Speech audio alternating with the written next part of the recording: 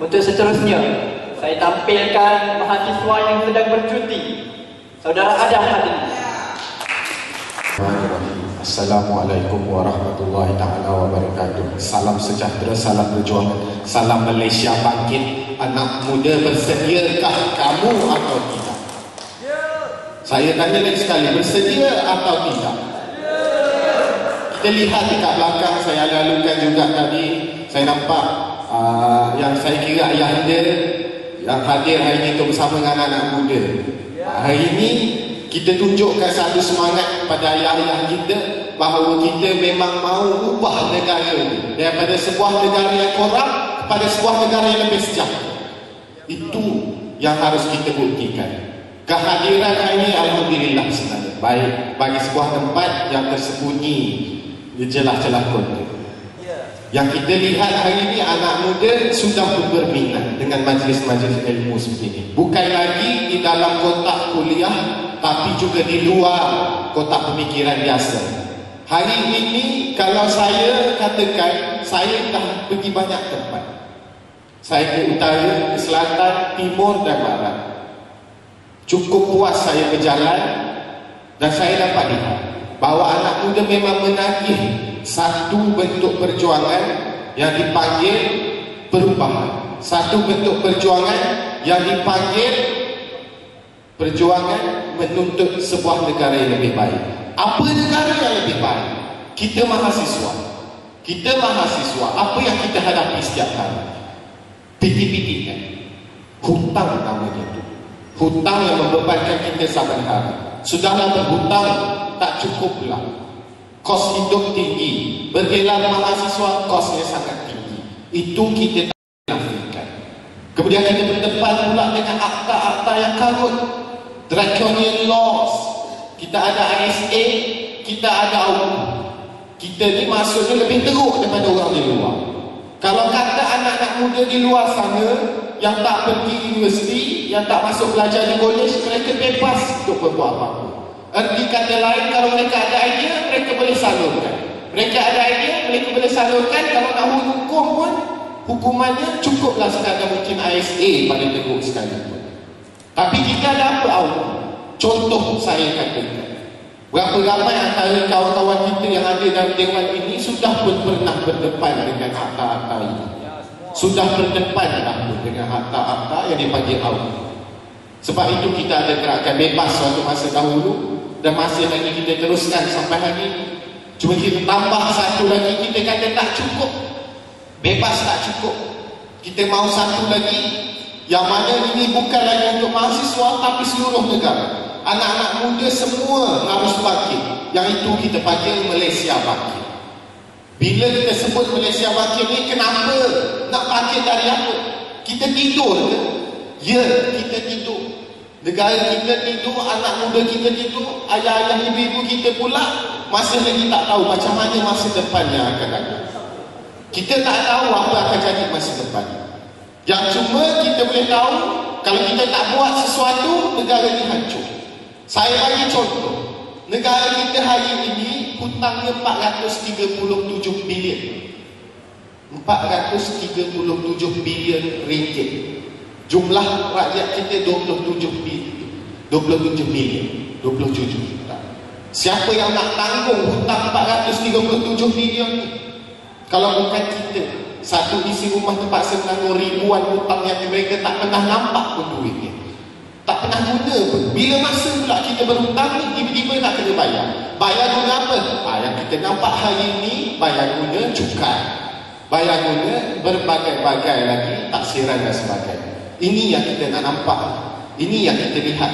Dan negara kita ada wawasan 2020 satu masa dulu. Wawasan 2020 kata, saya masih ingat, kalau kita ingat dulu kecil-kecil, kita baca komik, kita baca majalah, wawasan 2020 kereta boleh terbang. Wawasan 2020 kereta api merata-rata. Tapi kita tak nampak. Kita tak nampak benda tu. Sebab apa? Benda tu tak akan berlaku sebenarnya. Satu, ianya mungkin fiction.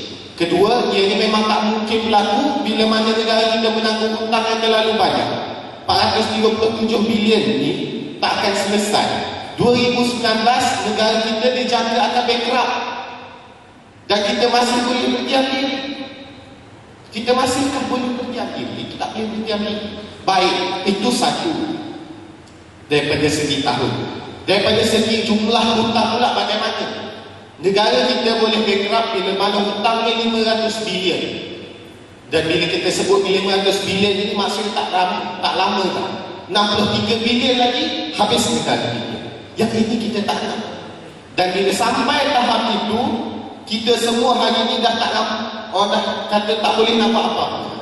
Itu yang kita boleh jangkakan hari ini. Dan sebab itu, kalau kita tak ubah, galak negara ini. Kalau bukan siapa lagi, kalau bukan kita, orang lain tak mampu bantu negara ini kecuali kita sendiri. Baik, itu satu perkara. Kedua, negara kita ini dibina hasil daripada penipuan. Negara kita dibina hasil daripada rasuah. Negara kita dibina hasil daripada penyelewengan. Dan ini dilakukan oleh apa? Dilakukan oleh siapa? Namanya pemimpin, namanya penguasa. Penguasa yang korup, penguasa yang tidak pernah sekali pun kita rasa fikir tentang nasib dan kebajikan rakyat sendiri. Macam mana mereka boleh fikir? Macam mana mereka ni kita boleh kata pemimpin? Bila mana contoh saya bagi, walaupun ini isu yang agak populis, isu yang saya rasa mana-mana tempat pun kita akan dengar, tapi saya tetap nak sebut. Contohnya NFC. Ya, NFC ni kita tahu matlamatnya menyediakan bekalan daging untuk rakyat. Itu matlamatnya. Maksudnya matlamatnya kebajikan. Matlamatnya bekalan makanan untuk rakyat. Tapi apa yang berlaku? Yang mereka nampak bukan kebajikan tapi keuntungan. Itu yang jadi bila 250 juta itu diberi pada pengusaha. Pengusaha buat duit itu untuk jadi duit, bukan untuk jadi lembu. Jadi ini satu lagi kita panggil penyelewengan dan perkara itu tidak boleh terima. Tidak ikhlas, tak pernah ikhlas. Cukuplah saya katakan setakat itu saja. Kita tak perlu lagi sebut benda-benda lain yang di belakang skandal yang berlaku itu. Siapa di sebalik 250 juta, siapa yang bagi, berapa banyak interest yang mereka ambil, berapa banyak keuntungan. Dan kita masih boleh berdiam diri, kita tak mampu berdiam diri. Itu baru 250 juta, satu skandal yang boleh kita hari ini dapat bawa. Macam mana dengan banyak lagi skandal dan penipuan yang berlaku sama ni. PKFZ sampai berapa bilion. Perwajar satu masa dahulu sampai hari ini kita tak dapat dah duit tu. Dan yang akan datang kita tak tahu lagi. Dulu ada banyak lagi projek sebelum kita bising-bising, banyak lagi projek diumumkan. 5 bilion menara warisan dan sebagainya. Sedangkan KLCC yang dibina dengan hasil cukai yang sampai hari ini kita nampak belum dapat lagi hasilnya, keuntungannya belum dapat dikaut semula, pun tak pernah lagi cukup. Orang kata tak penuh lagi bangunan KLCC. Nak dibina pula menara warisan. Muncullah menara warisan tu sudah diruntuhkan. Saya tak tahu. Kadang-kadang kita tak tahu. Pemimpin kita memang macam tu. Senyap-senyap dia buat juga. Sama macam GST yang saya sebut tadi. Nanti senyap-senyap dah ada. Senyap-senyap dah dibuat. Baik. Cukup isu politik. Isunya anak muda. Siapa anak muda sebenarnya? Hari ini yang ada di sini mahasiswa. Tapi mampu ke mahasiswa ubah negara? Benar, mahasiswa jumlahnya 1 juta. Jumlahnya 1 juta. Ketika kata lain 1 juta ini sudah cukup untuk orang kata tumbangkan sebuah kerajaan tanpa melalui pilihan raya. Tapi mampu ke kita buat? Kita tak mampu. Daripada jumlah 1 juta, tengok berapa ramai yang hadir pada hari ini. Bila kita buat demonstrasi, berapa ramai pula yang hadir? 500, 1000, 2000. Kita tak mampu sebenarnya. Kalau ini trend yang kekal sampai bila masa yang kita harapkan perubahan itu sampai, kalau ini trend yang kita bawa, susah. Perubahan itu nampaknya makin malam. Baik, dengan itu semua orang harus bekerja keras. Mahasiswa sendiri 1 juta orang ni perlu bagi kita untuk yakinkan semua orang yang bahawa 1 juta ini, hampir 1 juta ini boleh ubah negara. Itu peringkat mahasiswa. Bagaimana pula dengan anak-anak muda di luar yang hari ini kita mungkin susah nak tengok mereka tu. Anak-anak muda di luar macam mana? Bagaimana nak buat rempit? Adakah apa setiap benda yang berlaku dalam negara yang hanya efek pada mahasiswa? Bila kita sebut soal apa? Ya, itu soal mahasiswa. PTTN, ya, soal mahasiswa. Tapi kenapa hanya soal-soal mahasiswa saja yang nampaknya begitu isunya begitu naik? Kenapa hanya soal mahasiswa? Kerana mungkin anak-anak mahasiswa lain tak ada platform seperti kita. Sekurang-kurangnya kita ada satu bentuk darjah sosial dalam tempat masyarakat yang kita nampak wajah kita, student, universiti, mahasiswa dan sebagainya. Ketika kata lain, kita mudah untuk bergerak, kita mudah untuk tarik. Baik semua mahasiswa bersama kita untuk berubah. Bagaimana dengan anak muda di luar sana? Mak rempit macam mana? Bagaimana dengan diorang? Bagaimana pula anak kerja-kerja kilang? Bagaimana dengan anak-anak petani, anak-anak nelayan? Siapa yang nak tolong mereka? Siapa yang nak sedarkan mereka? Tugas itu tidak lain, tidak bukan dalam tugas kita hari ini. Bila mana kita duduk di sini di bawah platform Malaysia Bangkit, kita harus buang sentimen mahasiswa untuk mahasiswa sahaja. Mahasiswa untuk semua orang. Anak muda yang lain juga harapkan kita. Kenapa? Sebab kita yang dah buktikan pada mereka, oh kita lebih pandai, kita lebih berilmu, sebab itu kita masuk universiti. Maka bila kita dah masuk universiti, haruskah kita tinggalkan mereka di kampung? Saya ada ramai rakan-rakan di kampung, saya percaya rakan-rakan di bawah juga sama. Ramai kawan-kawan yang kita tinggalkan di kampung, daripada kita masuk ilmu mereka tak dapat. Haruskah kita tinggalkan mereka? Tak boleh tinggalkan mereka. Harus ingat mak rempit. Harga minyak mahal, nak main motor macam mana?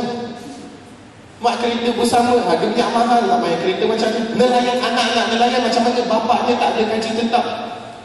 Tambah lagi dengan isu-isu penyelewengan diesel, tambah lagi isu-isu buka tunda dan sebagainya, subsidi yang tak sampai, anak-anak petani dan sebagainya, harga getah jatuh dan sebagainya. Mereka mungkin tak sedar ini masalah mereka hadapi sebagai anak-anak di kampung. Dan kita harus bantu sedarkan mereka. Kalau bukan mereka yang nak ubah negara kita, siapa lagi? Mungkin ibu ayah mereka tak mampu, tapi mereka mampu. Dulu tahun 74 pernah dibuktikan apabila mahasiswa percaya menghasut anak-anak muda di Baling untuk bantu ayah dan ibu mereka. Maka hari ini kita juga harus buat perkara yang sama. Masuk ke kampung kita balik, jumpa dengan rakan-rakan kita, yakinkan mereka bahawa negara ini sedang sakit dan bukan lagi tugas mahasiswa sendirian, tugas semua orang. Dan platform Malaysia Bangkit ini harus dibawa ke segala tempat. Malaysia Bangkit ini nama pun Malaysia Bangkit, bukan Universiti Bangkit, bukan UM Bangkit, bukan UPSI Bangkit, Malaysia Bangkit. Bawa kepada semua orang. Hasut, jadi panggil hasut pemikiran anak-anak muda di kampung untuk bersama dengan kita. Ingat 14 April, berapa ramai kita target, berapa ramai yang kita jangka. Kita jangkakan sekurang-kurangnya 10,000 anak muda berada bersama dengan kita. Nak dapat 10,000 ni macam mana? Kena usahalah dari sekarang. Yakinkan bukan setakat mahasiswa, semua orang. Saya bercakap soal ini, saya bercakap soal sedaran, saya bercakap soal anak muda harus bersama. Kita harus punya satu solidariti yang tidak membezakan siapa kita. Tak membezakan mana kita daripada universiti ke, daripada kolej, daripada sekolah, daripada kampung, daripada ladang, sesiapa sahaja. Asalkan anak muda, yang mana anak muda ini mempertaruhkan masa depan mereka. Kalau negara ini rosak hari ini, yang terjejas bukan lagi ayah dan ibu kita maupun mereka, tapi yang terjejas itu anak muda. Peluang kerja, ekonomi, sara diri dan sebagainya. Kita nak capak ke mana isu-isu ni di masa depan.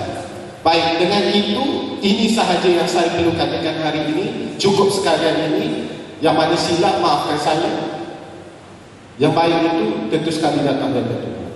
Wabillahi taufiq wal hidayah. Wassalamualaikum warahmatullahi wabarakatuh.